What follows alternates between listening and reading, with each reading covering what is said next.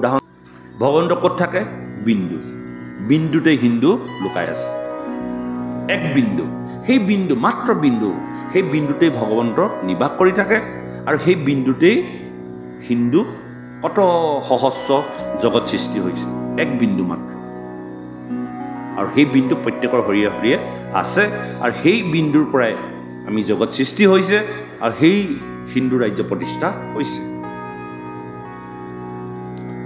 হে ৰাম উদ্ধ দৃষ্টি কদৰ্ম আচন্ত প্ৰেম চাই গৰুৰত চৰি ৰংগে গৈলন্ত গোসাই শুক্ল মূৰ্তি ধৰি যেবে গৈলা কৃপাময়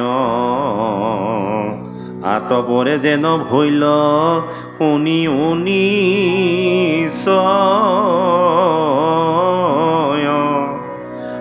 পৰশুই কোনো দিনা হৈবে উপগত কৰ্দমৰ হিলায়েহি চিন্তি মনত পাছে মনু সুবৰ্ণৰ ৰথত চৰিয়া ভাগ্যা দুহিতা কৰংগে তাহাতে তুলিয়া বৰক বিচাৰি পৃথিৱীক পৰ্যতন্ত পাছে যায় কদৰ্মৰ আশ্ৰম পাইলন্ত ভগৱন্ত দেৱে যিটো দিনা দেখিলা সেইদিনা মনু সেই আশ্ৰমে মিলিলা এই বুলি কৈ যেতিয়া ভগৱন্ত পুৰুষে বিন্দুৰ সাগৰত প্ৰৱেশ কৰিলে গুচি গ'ল লগে লগে কদম ঋষি এতিয়া ভগৱন্তৰ কথাবিলাক মনলৈ আনিছে যে পৰশী কাহিনী হয় তেওঁ এগৰাকী মনোমত ভাজ্যা বিচাৰিছিল আৰু ভাজ্যাগৰাকী পৰশীলৈ আহিব এটা তেওঁ কদম ঋষিয়ে পৰশী দিনটো কেতিয়াকৈ হয় লাগি আছে আমাৰো তেনেকুৱা নহয় বোলে বাপ গাড়ীখন পৰশীলৈ আহিব কোনদিনা পৰশীলৈ হয় হে এনেকুৱা ধৰণৰ আমি বাৰু আমাৰ গ্ৰাম্য কথালৈ লৈ গৈছোঁ তেওঁলোকে ভাল কথালৈ গৈছে আমিতো আৰু গাঁৱলীয়া মানুহ আমাৰ সেইবিলাক কথা আহে নহয় জানো গতিকে আমিও ভাবোঁ তেনেকৈ ভাল বস্তু এটা পাবলৈ হ'লে দিনটো ঘণ্টা পিছত পাৰ হৈ যোৱাৰ লগে লগে আমাৰ আনন্দ আহি থাকে যে পৰশী দিনটো কাহিনীকৈ আহিব যিহেতুকে পৰশীলৈ তেওঁ এগৰাকী মনোমত ভাজ্যা লৈ তেওঁ আশ্ৰমত প্ৰৱেশ কৰিব আৰু হেন জানি ভগৱন্তৰ কথা মতে স্বয়ম্ভু মনুৱেও ভাজ্যা শতৰূপাক লগত লৈ তেওঁ দুহিতাক সংগে এখন সুবৰ্ণ ৰথৰত তুলি লৈ গোটেই পৃথিৱী পৰ্যটন কৰি ঘূৰি ফুৰিছে যে কদম ঋষি আশ্ৰমখন ক'ত আছে বিচাৰিব লাগিব নহয় আমাক কৈ দিছে কাৰণে আমি বুজি পাইছোঁ এইটো কথা নহয় বোলে সেইখিনিতে বিচাৰি ফুৰিছে যে আৰু এই কথাটো স্বয়ম্ভু মনুক ভগৱন্ত পুৰুষে আগতে ব্ৰহ্মাদেৱে কৈ থৈছে যে তুমি তোমাৰ দেৱহতী কন্যাগৰাকীক তুমি কদম ঋষিলৈ বিয়া দিবা নহয়নে বাৰু যে স্বয়ম্ভু মানুহ আৰু শতৰূপৰ পিতৃ ব্ৰহ্মাদেৱে 5টি সন্তান তেওঁৰ নাতিনীয়েকসকলক কলৈ দিব এই কথাটো ব্ৰহ্মাদেৱে কৈ দিছে আৰু সেইমতে স্বয়ম্ভু মনুৱে শতৰূপাই একলগ হৈ নিজৰ কন্যা দুহিতাক পুনৰ ৰথত তুলি পেলাই গোটেই পৃথিৱী ঘূৰি ফুৰিছে যে কদম ঋষি আশ্ৰমত গৈ তেওঁ কদমকহে বিয়া দিব আনক নহয় গুৰুৰ আজ্ঞা মতে কাম কৰে তেওঁলোকে নিজৰ মতে কাম নকৰে আমি নিজৰ মতে আমাৰ মতে হ'ব লাগিব মোৰ মতে হ'ব লাগিব কিন্তু এইবিলাক সকলো ভগৱন্তই নিৰ্ণয় কৰি থয় আৰু তেনেকৈ বিচাৰি আহি ভগৱন্তই কৈ যোৱাৰ দৰে পৰশী নাখনি আহি পালেহি সেই শুভ দিন শুভ মুহূৰ্ত আৰু লগে লগে কদম ঋষি আশ্ৰমত স্বয়ম্ভু মনু আৰু শতৰূপাই নিজৰ দুহিতাক ৰথত তুলি পেলাই কদম ঋষি আশ্ৰমত প্ৰৱেশ কৰিলে কি বুলি কৈছে পৰশুই কোনোদিন হৈবে উপগত কদমৰ ৰহিলা আহি চিন্তিত মন পাছে মনু সুবৰ্ণৰ ৰথত চৰিয়া ভাজ্যা দুহিতাকৰ ৰংগে তাহাঁতে তুলিয়া বৰক বিচাৰি পৃথিৱীক পৰ্যতন্ত দৰাক বৰ বুলি কয় বৰক বিচাৰি অৰ্থাৎ দৰা বিচাৰি পাছে যায় কদমৰ আশ্ৰম পাইলন্ত পাছত গৈ কদমৰ আশ্ৰম পালেগৈ ভগৱন্ত দেৱে যিটো দিনা দেখিলা সেইদিনা মনু সেই আশ্ৰমে মিলিলা মনু মানে স্বয়ম্ভু মনু গতিকে ভগৱন্তে যিটো দিনৰ কথা কৈছিল পৰশী দিনটো সেই পৰশী দিনৰ মতেই কদম ঋষি আশ্ৰমত তেওঁলোক উপস্থিত হ'লগৈ এই ৰাম কদমৰ তপ দেখি কি পায়ে কৃষ্ণৰ আনন্দে লুতক পৰে দুই নয়নৰ পৰম পবিত্ৰ হিত জল অনুপাম তাৰ বিন্দু সৰু বৰ হেন বৈলা নাম আশ্ৰমত প্ৰৱেশ কৰাৰ লগে লগে আৰু সেই সময়ত কদম ঋষিয়ে ভগৱন্তক তপ জপ কৰি আছে আৰু আশ্ৰমৰ সোমোৱাৰ লগে লগে মন প্ৰাণ হৰি নিছে যেন এক সাংঘাতিক আধ্যাত্মিক পৰিৱেশ। চাবচোন, কোনোবা এঘৰ মানুহৰ সোমোৱাৰ লগে লগে ভাল নালাগে মানে, আৰু কোনোবা এঘৰ সোমোৱাৰ লগে লগে যেন ঈশ্বৰ ভক্তি জাগিত হৈ যায়, আধ্যাত্মিক চেতনা জাগিত হৈ যায়। পৰিৱেশবিলাক আমি বনাব লাগিব। গতিকে সেইবিলাকে আশ্ৰম, যিবিলাক আশ্ৰমত প্ৰৱেশ কৰাৰ লগে লগে আপোনাৰ মন প্ৰাণ ঈশ্বৰমুখী হয়, ঈশ্বৰৰ প্ৰতি ধাৱবান হয়। আৰু সেইখন ঘৰত প্ৰৱেশ কৰিব বা সেইখন আশ্ৰমত প্ৰৱেশ কৰিব, যিখন ঘৰত গ'লে আপুনি এনেই আপুনি জলাঞ্জলি দি আছে, তাতে গৈ সেইখন ঘৰতো গৈ সেই তাতকৈ আপোনালোকৰ দুগুণে জ্বলি আছে, বোলে জ্বলি থকা জুই কোৱাত আপুনি গৈ আপুনি তাপ কমাবনে বঢ়াব? গতিকে আপুনি এনেকুৱা এঘৰ মানুহলৈ যাব য'ত গ'লে আপোনাৰ মনৰ শান্তি আহে, প্ৰশান্তি আহে, পৰিৱেশটো লাগিব। আৰু সেই পৰিৱেশটো কদমৰ আশ্ৰমত ইমান সুন্দৰকৈ ক'ব। এতিয়া আশ্ৰমৰ সৌন্দৰ্যতাৰ কথা ক'ব। আৰু কদম ঋষিয়ে কি কৰি আছে? এটা গুৰু গম্ভীৰ ভাৱেৰে ঈশ্বৰক ধ্যান কৰি আছে। এইটোকে কৈছে যে পৰম পবিত্ৰ সিটো জল অনুপাম, তাৰ বিন্দু সৰুবৰ হেন ভৈলা নাম, কদমৰ তপদশী কৃপায়ে কৃষ্ণৰ, আনন্দে লোটক পৰে দুই নয়নৰ। তেওঁলোকৰ চকুপানী বৈ আহিছে। ৰাম আনন্দ যে ভগৱন্তই কোৱা সেইজন কদম ঋষিক, যিজন কদম ঋষিক মই বৰ হিচাপে পাবলৈ যত্ন কৰিছোঁ, আজি কদম ঋষি আশ্ৰমত প্ৰৱেশ কৰাৰ লগে লগে তেওঁ যিটো স্বভাৱ, যিটো আচাৰ ব্যৱহাৰ দেখি তেওঁলোকৰ মনে মনে আনন্দত দুই চকুৰে অশ্ৰু বৈ আহিছে। বুজি পাইছেনে কথাবিলাক? বুজি পাব লাগিব। কৃষ্ণ চতু ভেটি বেহি সৰস্বতী যায় বৈ, মহাৰিষি গণে তাত তপ কৰে ৰৈ, পুণ্য বিফলতা ছয় দেখি মনোনীত, সমস্ত ঋতুৰ ফলে ফলে সুমণ্ডিত। সেই আশ্ৰমখনৰ কাষতে এখন সৰস্বতী নদীখন বৈ গৈ আছে।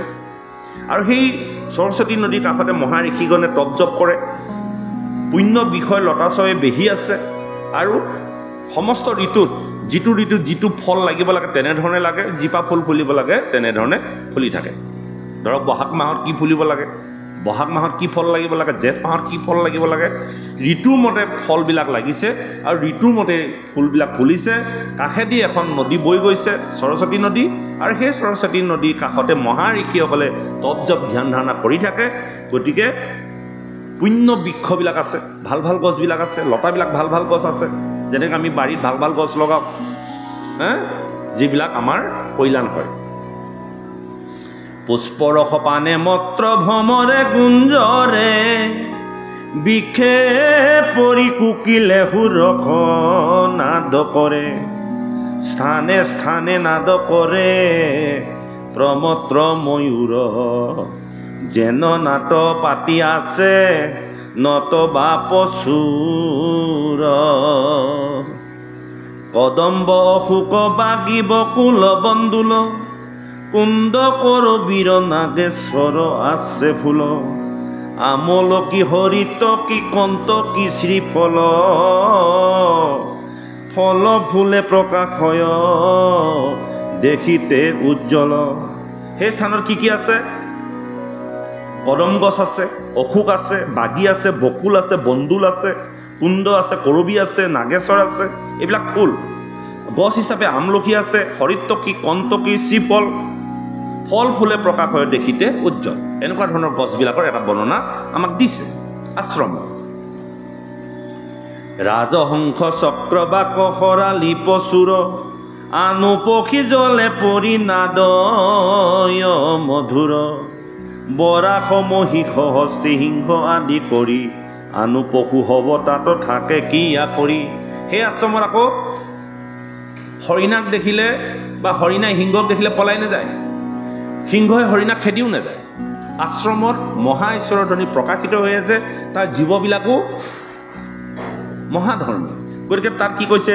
গাহৰি, সিংহ, হৰিণা, চৰাই চিৰিকটি সকলো একেলগেই থাকে, নহয়নে বাৰু? আশ্ৰম য'ত ঈশ্বৰ উপাসনা কৰা হয়, য'ত হৰিৰ সাধনা কৰা হয়, তাত কি হয়? জীৱবিলাকেও জানে ইটোৱে সিটোক খাব লাগে বুলি। হিংসা যিটো নীতি, হিংসা যিটো ভাৱ, সেই ভাৱটো তাত নাথাকে।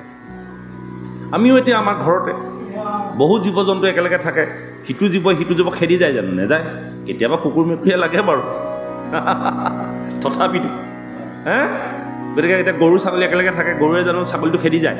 ছাগলীয়ে জানো গৰুটোক আমনি কৰে? কথা এটা ক'লোঁ দেই। ঠিক তেনেকৈ এখন আশ্ৰমত যেতিয়া সকলো জীৱ জন্তু থাকে, য'ত হৰিৰ ধ্বনি প্ৰবাহিত হৈ থাকে, তাত কি হয়, হিংসা ভাৱটো জাগৃত নহয়। গতিকে ইয়াত কৈছে যে আৰু তাত ৰাজহংস আছে, শৰালী আছে, পক্ষীবিলাক আছে, বৰাহ মানে গাহৰি, মহিষ, পৃথিৱী, হস্তি, সিংহ আদি কৰি আনু পশ হ'ব তাতে থাকে, ক্ৰিয়া কৰি খেলা ধূলা কৰি থাকে। হেন দিব আচমৰ পক্ষীয়া ভিতৰ, লভিলা আনন্দ মনুপতি ক্ষিতীশ্বৰ। ক্ষিতীশ্বৰ মানে ক্ষিতি মানে মাটি, পৃথিৱী, ক্ষিতি অপত এজ মৰুত বৌম, ক্ষিতি মানে পৃথিৱী, ক্ষিতীশ্বৰ মানে পৃথিৱীৰ ৰজা। কোন? স্বয়ম্ভূমন ক্ষিতীশ্বৰ বুলি কৈছে। যোগেশ্বৰ বুলি কয় যুগৰ গৰাকী। মহেশ্বৰ মানে মহাযোগীশ্বৰ মহেশ্বৰ, এওঁ ক্ষিতীশ্বৰ বুলি কৈছে। ক্ষিতি মানে পৃথিৱী, ক্ষিতি মানে ভূমি, মাটি, পানী, বায়ু, অগ্নি, জল, আকাশ, ক্ষিতি অপত এজ মৰুত বৌম, গতিকে ক্ষিতীশ্বৰ। এই শব্দবিলাক জানিলে ভাগৱত পঢ়িবলৈ বা বুজিবলৈ সুযোগ আৰু সুবিধা হয়। এতিয়া ক্ষিতীশ্বৰ মানে পৃথিৱীৰ ৰজা। কোন? স্বয়ম্ভূমন। এইটোকে কৈছে যে হেন দিব্য আশ্ৰমৰ পক্ষীয়া ভিতৰ, লভিলা আনন্দ মনু পতি ক্ষিতীশ্বৰ। পাছে ভাগ্যা কন্যা সমে তথা দেখিলন্ত, অগ্নি পূজা সাংগ কৰি ঋষি বহিচন্ত। উগ্ৰ তপস্যাৰ বলে শৰীৰ জলয়, কৃষ্ণৰ কটাক্ষ হেতু কিখনুহি কয়। দীৰ্ঘ দেহা চক্ষু দুই পদ্ম পত্ৰ নয়, মাথে দিব জটাশয় জ্বলন্তে আশয়। হেন কদৰ্ম কমনু দৰ্শন পাই, নম্ৰভাৱে সমীপচা পিল পাছে যাই। চৰণত পৰি প্ৰণামিলা মহামতী, কদৰ্মে বুলন্ত শোক হৰিত ভকতি। কদম ঋষি অগ্নি পূজা সাং কৰি পৰম আনন্দৰে আহি আসন বহিলে। আৰু স্বয়ম্ভূমনুৱে দেখিলে যে তেওঁ যাক বৰ বুলি ভাবিছে, তেওঁ আমাৰ যেনেকৈ গুৰুগৃহৰ পৰা ওলাই আহিলে মানুহজনৰ যিটো ৰূপ, ঠিক কদম ঋষিও এটা জাজ্জল্যমান পৰম ভক্তিভাৱ সন্নিৱিষ্ট হৈ থকা এটা দেহধাৰী, দীৰ্ঘ শৰীৰ, জটাধাৰী, চুলি, যেন তেওঁ শৰীৰৰ পৰা উজ্জ্বল প্ৰকাশ হৈ আছে, কিৰণ বাহিৰ হৈ আছে, তেনেকুৱা এটা স্বাস্থ্যযুক্ত সেই ঋষি আহি তেওঁ অগ্নি পূজা সাং কৰি পেলাই তেওঁ আশ্ৰমত আসনত বহিছে। আৰু তেনেকুৱাতে স্বয়ম্ভূমনুৱে তেওঁক প্ৰণাম কৰি সেৱা কৰিছে। এইখিনিতে আকৌ এটা কথা, আজি যাক তেওঁ বৰ বুলি ভাবি, জোঁৱাই বুলি ভাবি, বা নিজৰ সতীক বা কন্যাক যেতিয়া তেওঁ দান দিবলৈ গৈছে বা বিবাহ দিবৰ কাৰণে বা বৰ বিচাৰি গৈছে, সেই বৰজন তেওঁৰ কাৰণে বিষ্ণুস্বৰূপ। আমাৰ এটা গাঁওবিলাকত বা কথাবিলাকত তেনেকুৱা আছে, জোঁৱাই বুলি ক'লে যেন এটা চাকৰ, জোঁৱাই বুলি ক'লে যেন তেওঁৰ মতে চলিব লাগিব, এনেকুৱা নহয়। জোঁৱাই হ'ল তেওঁ কন্যাগৰাকীক তেওঁ যিটো দান, সেই দান গ্ৰহণ কৰা লোকজন হ'ল বিষ্ণুস্বৰূপ, সেইকাৰণে বৰ বুলি কোৱা হৈছে। গতিকে আজি স্বয়ম্ভূমনুৱে তেওঁ যাক বিয়া দিব বা তেওঁ কন্যাগৰাকীক যালৈ বিয়া দিব, তেওঁ সৰ্বপ্ৰথমে গৈ প্ৰণাম কৰিছে, সেৱা কৰিছে। কৰিলেহেঁতেন নেকি? আমাক কৰে জানো? নকৰে নহয়। জোঁৱাইককতো শহুৱেকে সেৱা নকৰে, কোনো কালেই নকৰে। কিন্তু জোঁৱাইককো শহুৱেকে সেৱা কৰিব লাগে। কেলৈ লাগে? যিহেতুকে তেওঁ কন্যাগৰাকী তেওঁ গ্ৰহণ কৰিছে, খোৱা বোৱাৰ দায়িত্ব লৈছে, প্ৰতিপালনৰ দায়িত্ব লৈছে। তেওঁ জীয়েকক নিলে তেওঁ সৰু হৈ নাযায় নহয়, পুত্ৰ বুলি ক'ব পাৰিলেহেঁতেন, নকয় নহয়। বোলে জোঁৱাই হ'ল জীক নিয়াৰ কাৰণে বোলে তেওঁ বিষ্ণুস্বৰূপ বৰ, সেইকাৰণে অতি সন্মানেৰে আমি আদৰি সাদৰি আনি মই যাক দান দিবলৈ বিচাৰোঁ, আমি দান কাক দিওঁ? বিষ্ণুস্বৰূপক দিওঁ। সৰু মানুহক দান দিয়ে নেকি? ডাঙৰ মানুহকে দান দিয়ে নে বাপ? তেতিয়াহ'লে আমাৰ ভাৱনাবিলাক ক'ত লুকাই আছে?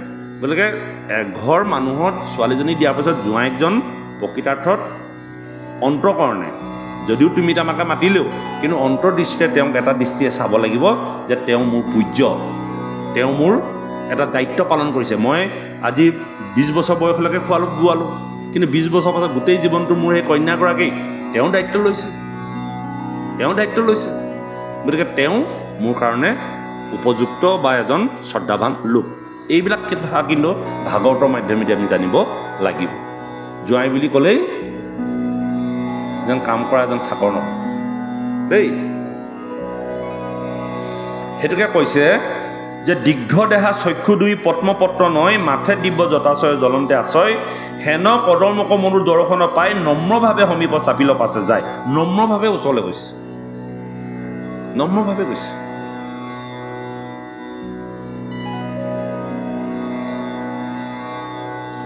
হে ৰাম চৰণত পৰি প্ৰণামিলা মহামতী, কদৰ্মে বুলন্ত হৌক হৰিত ভকতি।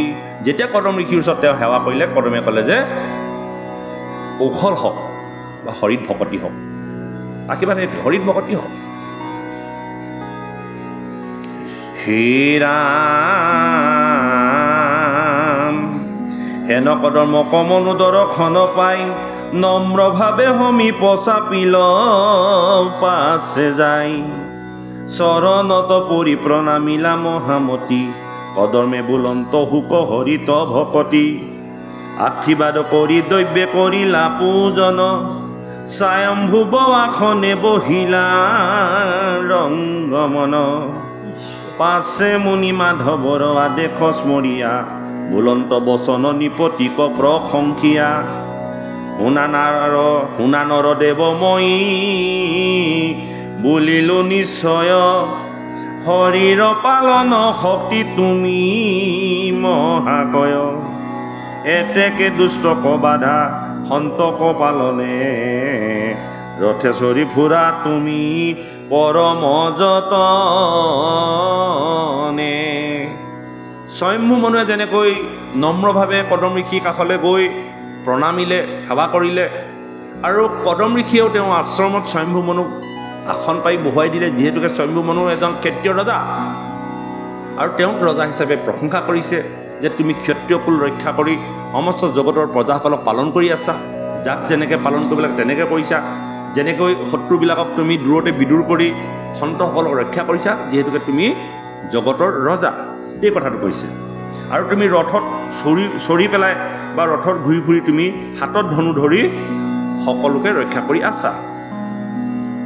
যেবে তুমি ৰথে চৰি হাতে ধনু ধৰি কৰিয়া টংকাৰৰ নুফুৰাহা যত্ন কৰি, তেবে দুষ্ট ধৰ্মৰ পথক কৰি চন্ন অধৰ্ম বাহিয়া পাপী হৈবে সৰ্বজন। যদি তুমি দুষ্টসকলক যদি তুমি হাতত ধনু ধৰি ৰথত উঠি যদি তুমি দমন কৰি নুফুৰিলাহেঁতেন, তেন্তে অধৰ্মৰ শক্তি বাঢ়িলেহেঁতেন আৰু ধৰ্ম ৰক্ষা নহ'লহেঁতেন। অৰ্থাৎ কদম ঋষিয়েও ৰজাক প্ৰশংসা কৰিছে, শহুৰেকক প্ৰশংসা কৰিছে। এতিয়ালৈকে শহুৰ হোৱা নাই বাৰু। কেইটা বাজিলে বাৰু? সামৰি দিয়ে নেকি? হা, এইটো দীঘল পাঠ কিন্তু কওক। এই কিনাৰলৈকে আহিছোঁ নে অকণমান যাওক? কেইটা বাজিলে? খেতি বাতি কৰা মানুহ নহয়।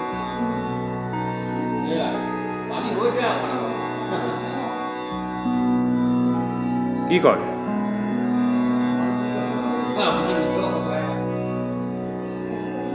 হে,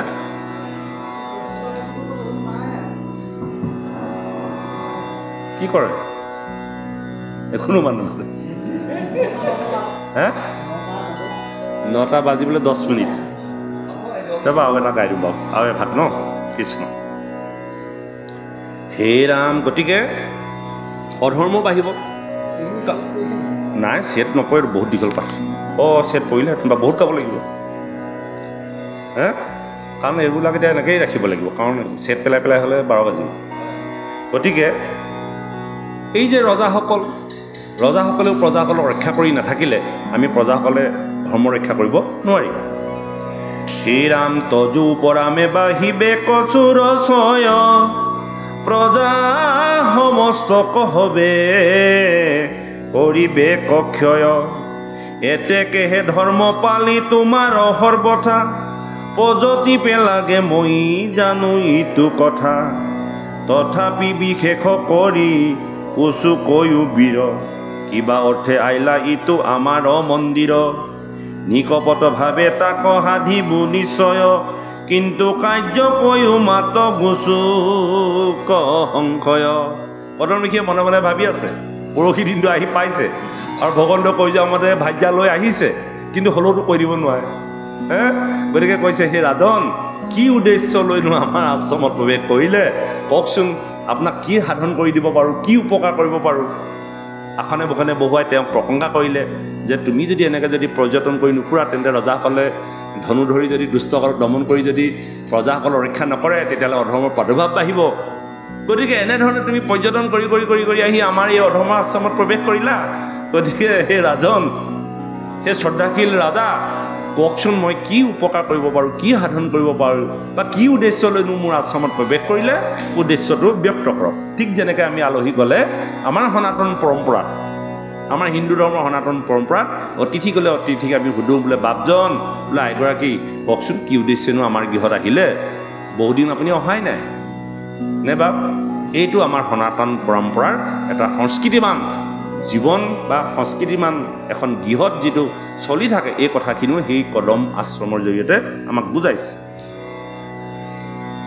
হে ৰাম মনুস্থিত ব্ৰহ্মাক কৰোঁ নমস্কাৰ অনাথ পালক যিটো জগত আধাৰ বিদুৰৰ আগে মুনি মৈতে অবুলন্ত এহি কথা কহিয়া কদমৰ হিলন্ত আপোনাৰ গুণ কীৰ্তি শুনি মুনিৰাজ মাথা চপৰাইল মনে লভিলন্ত লাজ আছে পুনু কদৰ্মক বুলিলা বচন শুনা ব্ৰহ্ম ঋষি মূৰ বাক্য দিয়া মন লাজ বিচকে অকণমান তেওঁৰ ৰূপ তেওঁ সৌন্দৰ্য দেখি চৰমো লাগিছে নিজৰ জীয়েকক দিবলৈ আহিছে তথাপিতো ব্ৰহ্মাৰ আদেশ আছে ব্ৰহ্মাই কৈছিলে যে কদম ঋষিক তুমি বিয়া দিবা এই কথাটো কৈছে যে শুনা ব্ৰহ্ম ঋষি মূৰ বাক্য দিয়া মন আপোনাৰ গুণকীৰ্তি শুনি মুনি ৰাজ মাথা চপৰাইলা মনে লভিলন্ত লাজ